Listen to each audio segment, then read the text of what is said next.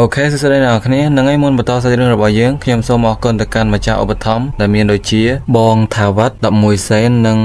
1220រៀលបងចិត្រា55សេនហើយចុងក្រោយនោះគឺបងស៊ីថា2.50ដុល្លារអរគុណបងខ្លាំងមែនទែនដែលបានឧបត្ថម្ភមកកាន់រូបខ្ញុំហើយលើកទាំងអស់ហ្នឹងខ្ញុំយកទៅញ៉ាំមីអស់ហើយនៅថ្ងៃចូលឆ្នាំហើយតោះមិនខ្វល់ទេតសាច់រឿងរបស់យើងមកអាស៊ីរីវាកំពុងតែប្រើមាត់របស់វាឯនាគសនាងចាំតែស្រែកទៅនាងគិតថាតើវាជាស្អីទៅណាវាមានបន្លាដូចជាកន្ទុយមឹកអញ្ចឹងអារម្មណ៍នេះធ្វើឲ្យរាងកាយខ្ញុំទាំងមូលទន់ល្វើយអស់ហើយអាស៊ីរីបានទាញដាវកាប់ចំទ្រូងរបស់នាងបែកត្រកានាគខ្ចាយគ្មានសល់ហើយមើលទៅការកាប់របស់វាគ្មានអ្នកណាធ្វើបាននោះទេសូម្បីតែហ្សូរ៉ូក៏មិនអាចធ្វើបានដូចវាដែរប៉ុណ្ណឹងបានហើយយើងចូលរឿងយើងវិញនាគសទេកុំអីបើនៅតែបែបនេះទៀតរាងកាយរបស់ខ្ញុំទាំងមូលនឹងគ្មានសម្លៀកបំពាក់មិនខានយោងទៅតាមច្បាប់របស់កុលសម្ព័ន្ធនាគប្រសិនបើមាននរណាម្នាក់បានឃើញរាងកាយរបស់នាគទាំងមូលនោះពួកគេត្រូវតែមកធ្វើជាស្វាមីរបស់នាគនោះកុំសម្លឹងមើលរាងកាយរបស់ខ្ញុំអីហើយអាស៊ីរីវាគិតថានេះវាគឺធំជាងអ្វីដែលខ្ញុំស្រមៃទៅទៀតនាគសគ្មានផ្លូវដែលខ្ញុំបណ្ដោយឲ្យមនុស្សមកធ្វើជាស្វាមីរបស់ខ្ញុំបានឡើយរួចនាងស្រែកដាក់អាស៊ីរីកុំមើលនេះគឺជាការប្រមាថមើលងាយដល់កុលសម្ព័ន្ធនាគចេញពីលើខ្លួនខ្ញុំភ្លាមដោយនាងបានយកក្រញាំទៅចាក់អាស៊ីរីតែអាស៊ីរីយកដាវកាប់ដៃរបស់នាងឲ្យបែកស្រកាម្ដងទៀត System រយៈពេលអសកម្ម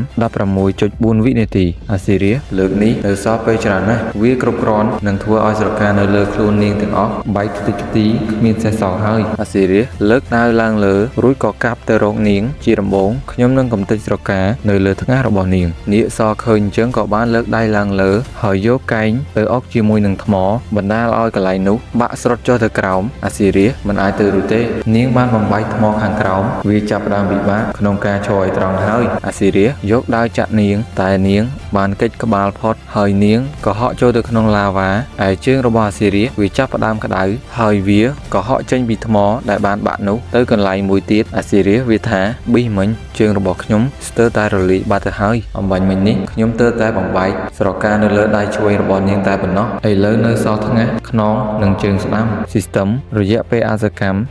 12.1 វិនាទីនៅសល់តែ12វិនាទីទៀតប៉ុណ្ណោះខ្ញុំមិនអាចបង្ខាត់ពេលបានទេប៉ុន្តែឥឡូវនេះនាងកំពុងតែលាក់ខ្លួននៅក្នុងឡាវ៉ាតើខ្ញុំអាចបំបែកស្រការបស់នាងដោយរបៀបណាទៅនៅពេលនេះឯនាគសនាងថាអាមនុស្សដ៏កខ្វក់និងគួរឲ្យខ្ពើមនៅពេលដែលមន្តអាគមរបស់ខ្ញុំងើបឡើងវិញខ្ញុំនឹងហែកឯងជាបំណែកមិនខានបែរមកវិញ្ញាណដាវនាងសួរអាស៊ីរីលោកម្ចាស់ហេតុអ្វីបានជាសុកលោកម្ចាស់សម្លឹងមើលមកខ្ញុំបែបហ្នឹងអាស៊ីរីវាថានាងគឺជាអាវុធព្រេងនិទាននាងគួរតែអាចធន់នឹងកម្ដៅឡាវ៉ាបានមែនទេវិញ្ញាណដាវនាងស្រែកអាស៊ីរីបន្តទៀតថាខ្ញុំអាចគប់នាងចូលទៅក្នុងឡាវ៉ាដើម្បីចាក់ទម្លុះស្រកានាងនាគនោះយ៉ាងណាក៏ដោយនាងនឹងហោះត្រឡប់មកក្នុងដៃរបស់ខ្ញុំវិញហ្នឹងវិញ្ញាណដាវនាងរួញដៃរបស់នាងចូលក្នុងនាងប្រកែកថាទេខ្ញុំមិនចង់ទៅទេខ្ញុំបដិសេធដាច់ខាតគឺមិនទៅទេគ្រាន់តែប៉ះបន្តិចបន្តួចមិនអីទេតែប្រសិនបើរាងកាយរបស់ខ្ញុំទាំងមូលត្រូវចូលទៅក្នុងឡាវ៉ាខ្ញុំច្បាស់ជារលាយមិនខានខ្ញុំនឹងបាត់បង់ភាពមុតស្រួយរបស់ខ្ញុំអាស៊ីរី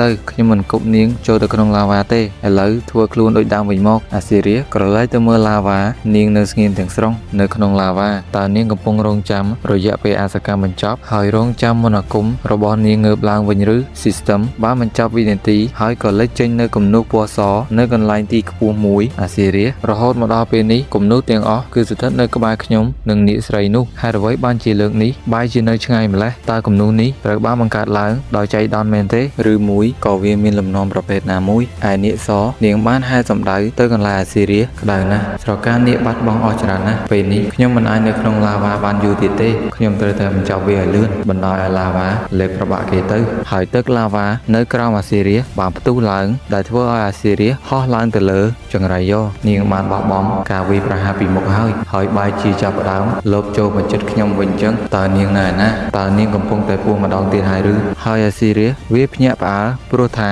គំនូសពណ៌សមានរហូតដល់ទៅ4អាស៊ីរីគំនូសទាំង4ដែលបានលេចឡើងទីតាំងរបស់ពួកវាបង្កើតបាន ជាទ្រង់ទ្រាយរៀងក្របពេជ្រវាអាចទៅរួចទេថាឈ្មោះនៃសមត្ថភាពនេះខ្ញុំគិតថាវាគឺផ្លូវឋានសួគ៌អាស៊ីរីវាឃើញថាទឹកឡាវ៉ានៅខាងក្រោមវាបានហោះមករកខ្លួនរបស់វាតែអាស៊ីរីបានកាត់ទឹកឡាវ៉ានោះចេញនាគសនាងនៅខាងក្រោយអាស៊ីរីក៏បានក្រឡេកឃើញនាងផងដែរហើយនាងបានសម្រុកមកវាយអាស៊ីរីឲ្យធ្លាក់ចុះទៅក្រោមអាស៊ីរីដែលកំពុងធ្លាក់ចុះទៅក្រោមនេះបានយកដាវគប់ទៅរកនាគស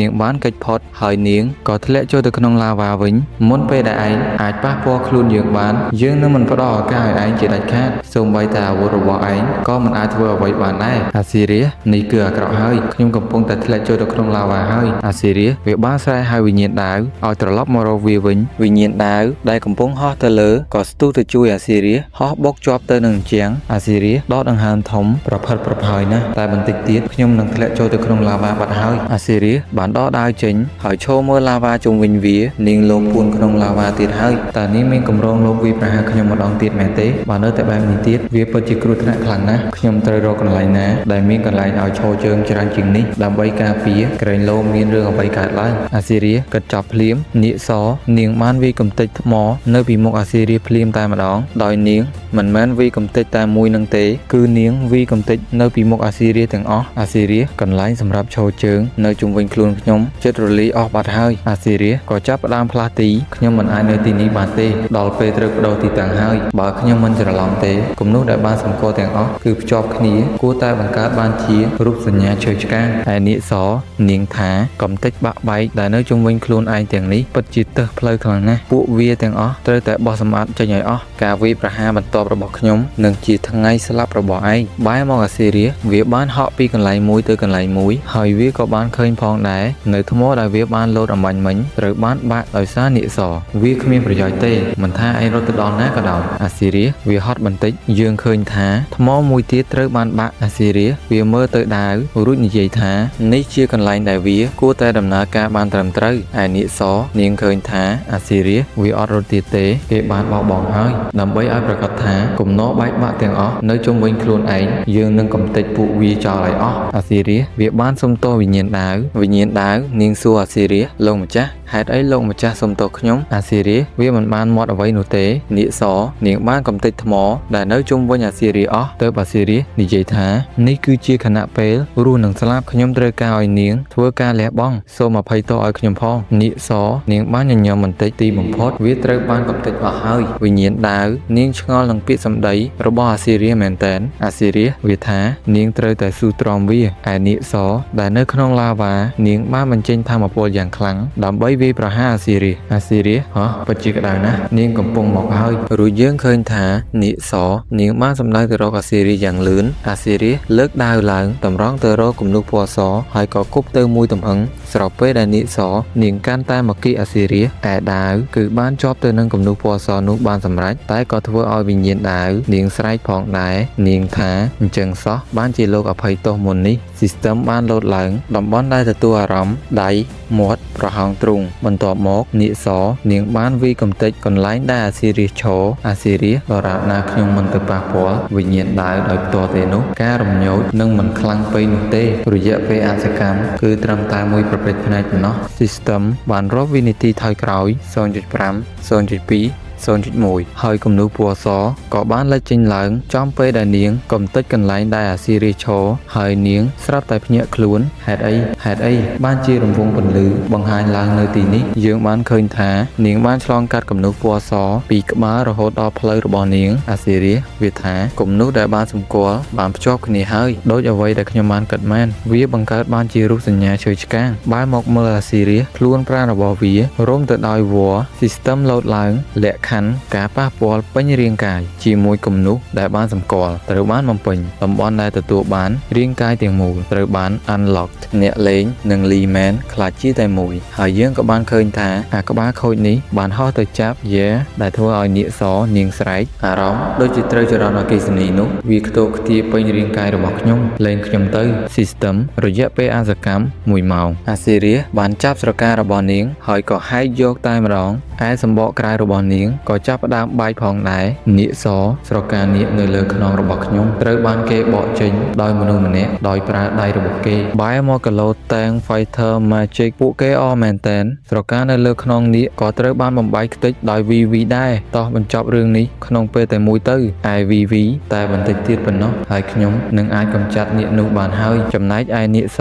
ស្រកានៅលើថ្ងាសរបស់នាងត្រូវបានបែកហើយដៃអាស៊ីរីសបានចាប់ស្រកានៅលើផ្លូវរបស់នាងរួចក៏ទាញកំទេចវាចេញហើយមើលទៅនាគសមិនដឹងថានាងឈឺចាប់ឬក៏ស្អីទេនឹងទេនាគសខ្ញុំមិនចង់ស៊ីឯងទៀតទេរួចនាងក៏រុញអាស៊ីរីសចេញឯនាគយក្សនៅខាងក្រៅវាបានហាមាត់ឡើងលើតែគីឡូបុកលុយវាយនាគមិនចេញនៅខាងក្រៅនេះនិយាយថានាគបានបញ្ចេញសម្លេងស្រែកចុងក្រោយរបស់វាហើយអ្នកទាំងអស់គ្នាសម្រុកចូលគុំទុកកម្លាំងរបស់អ្នកអីប្រើគ្រប់យ៉ាងដែលអ្នកមានចេញមកឲ្យអស់មកបែរមកអាស៊ីរីសដែលត្រូវបាននាងរុញធ្វើឲ្យវាស្រែកយ៉ាងខ្លាំងដោយការរុញរបស់នាគសគឺដើម្បីឲ្យវាចេញពីក្នុងខ្លួននាងអាស៊ីរីសក៏បានធ្លាក់មកលើដីជាមួយនឹងដាវផងដែរហើយគីឡូប្រូទាំងអស់ក៏បានភ្ញាក់ផ្អើលដែលឃើញអាស៊ីរីសនៅរស់